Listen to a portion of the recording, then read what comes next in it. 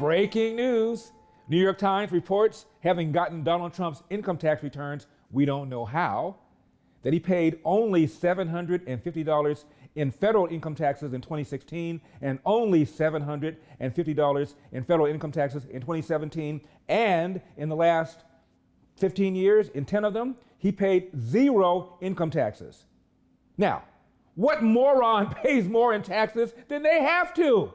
Breaking news, business people don't like to pay taxes if they don't have to pay taxes. Oh, the humanity. Let me get this straight.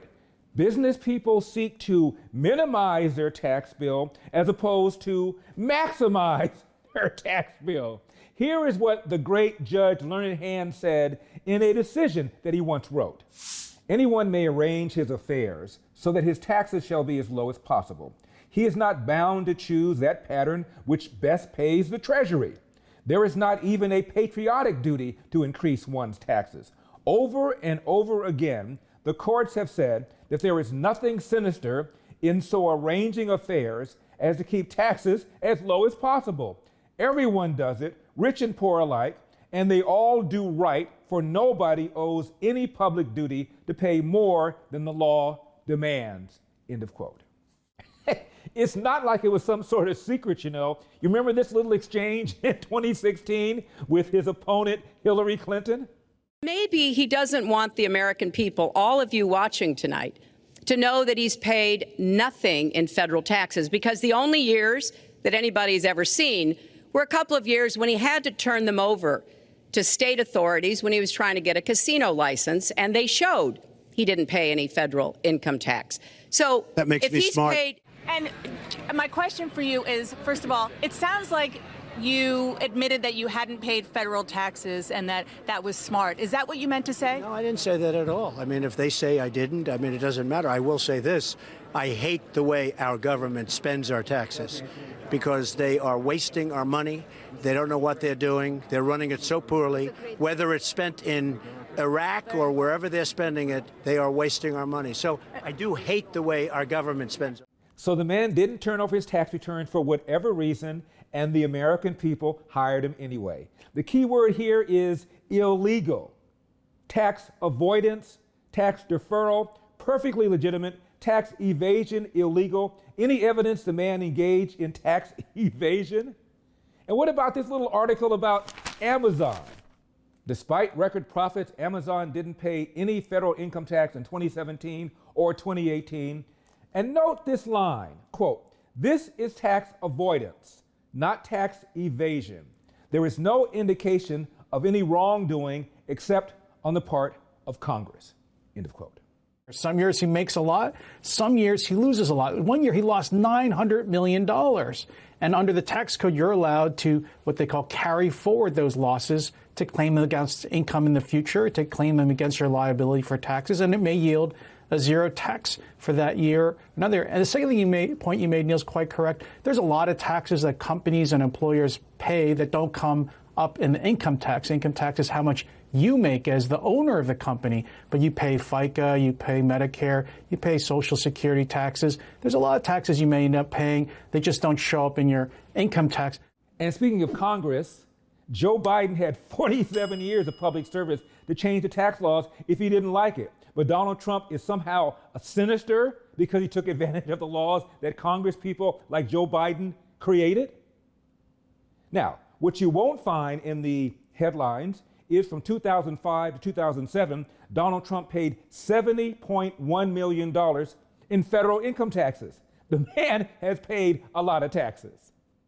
Listen, it's ridiculous. My father's paid tens of millions of taxes. If he does things in certain years where you get depreciation, where you get write-off, where you get historical tax credits like we did when we took on the risk of building the old post office in D.C. It's the perfect example. That was literally a government contract. We bid against every hotel company in the world. Historical tax credits that you use to offset tax payments for taking the risk to build that. That was done under the Obama administration. It literally took an act of Congress to get it done. So with that comes historical tax credits.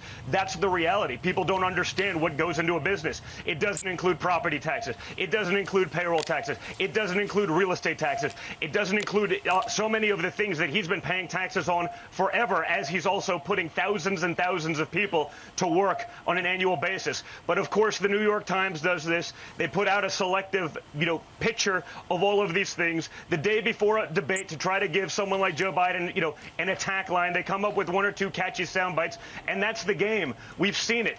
We saw it 2 weeks ago with the debunked claim about the military. We've seen it for 4 years about the Russia hoax. If only they spent as much time looking for maybe, I don't know, Hunter Biden's tax returns and the Biden crime family issues, where Hunter's taking money from a known associate of Vladimir Putin, $3.5 million, and no one has any interest. Money that's linked to human trafficking and prostitution rings in Eastern Europe. Think about that. Brian, imagine I did that. Imagine the story it would be. So the Kremlin, direct ties to Vladimir Putin, has influence over Hunter Biden. You don't think that's the collusion that they were worried about with Donald Trump? You don't think it's right there with the Biden family? And we don't even have to get into Ukraine and $1.5 billion from China. But again, that's the problem. That's the lens by which the media looks at anything that they can try to spin about Donald Trump, who's actually created jobs, who's actually created business, who hasn't just talked about it for 50 years like Joe Biden, but not actually achieved anything. That's the difference. You see that journalists neither know nor care about the distinction between tax avoidance, tax deferral, and tax evasion. It's exactly why Donald Trump did not want to publicly release his taxes. Journalists probably know less about taxes than they knew about guns, and they don't report about that well. Remember Ben Rhodes, Obama's former deputy national security advisor? He's the one who orchestrated the Iran deal that many people feel, including me, that he gave Iran a march towards a nuclear bomb. Anyway, he gave an interview to the New York Times and literally bragged about the fact that he sold that deal on the basis of some bogus narrative that he admitted later on was bogus, that there's this divide between the hardliner Ayatollahs and the moderate Ayatollahs, and if we want the moderates to have an upper hand, we need to do the Iran deal. Ha, ha, ha, he said to the New York Times, I made it all up. There was no such narrative. He also said this about why he was able to pull off that narrative. The average reporter we talk to is 27 years old. They literally know nothing. End of quote. Or as Jonathan Gruber, Obamacare architect, explained about why he was able to pull off Obamacare. If you had a law which said healthy people are going to pay in, it made explicit that healthy people pay in and sick people get money, it would not have passed. Okay, just like the people, lack of transparency is a huge political advantage. And basically, call it the stupidity of the American voter or whatever. But basically, that was really, really critical to getting the thing to pass. Again, do you think the average reporter knows more about high finance than they know about guns or about economics? Now, Donald Trump's former lawyer, Michael Cohen, claims that when Donald Trump got a $12 million tax rebate, he said, I cannot believe the IRS is so stupid. It reminds me of a comment made by Robert Redford when years ago for a film called A Bridge Too Far, he was offered $5 million for a 10-minute part. And Redford said, the only thing dumber than the offer would have been for me to have turned it down. Democrats don't like paying taxes either. Years ago, John Kerry bought a 75-foot yacht. Guess where he moored it? Rhode Island rather than his home state of Massachusetts. Why? Had he moored it in Massachusetts, he would have been on the hook for an additional $500,000 in taxes. When the story became public, an embarrassed Kerry paid it, not because he wanted to. And speaking of Massachusetts, that state lowered its state income tax. But if you wanted to pay the higher tax, you could. They put a little box there so that if you wanted to pay voluntarily more in taxes, you could. Guess who never checked that box? John Kerry and Barney Frank. And when Barney Frank, the longtime left-wing House member, was asked, why is it you vote for higher taxes, but you didn't want to pay higher taxes in your state of Massachusetts? He said, I don't trust the Republican government to spend the money properly. Well, how do you think we feel? Now, longtime senator from Ohio, Howard Metzenbaum, never saw a tax hike he wouldn't vote for. When he retired, he didn't retire to Ohio. He retired to Florida. Why? Because Florida does not have an estate tax. Is this thing on? In other news, check out this headline.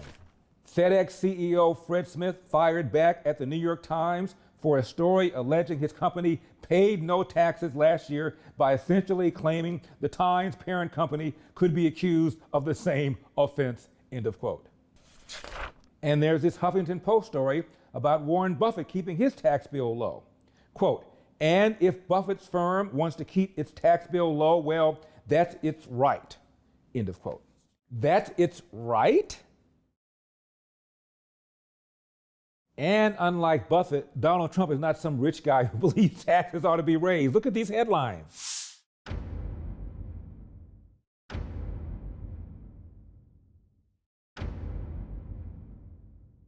And no, Speaker Nancy Pelosi, 2 heartbeats away from the presidency, has not turned over her tax returns either.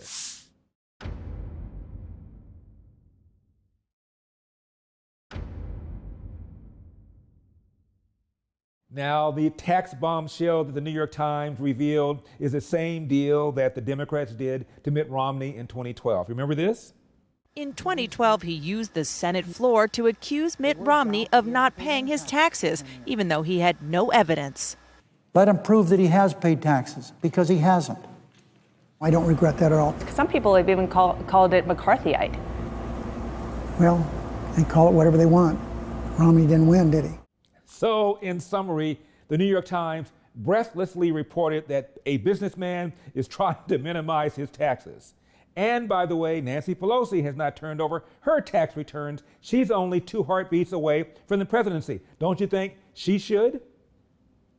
The Kennedy family, their money is in trust so they can avoid estate taxes. Howard Metzenbaum, Barney Frank, John Kerry all try to minimize their tax bill, but when Donald Trump does it, it's sinister. Now, New York Times, can you get back to trying to find out about Obama's grades and transcripts? I'm waiting! I'm Larry Elder, and we've got a country to save.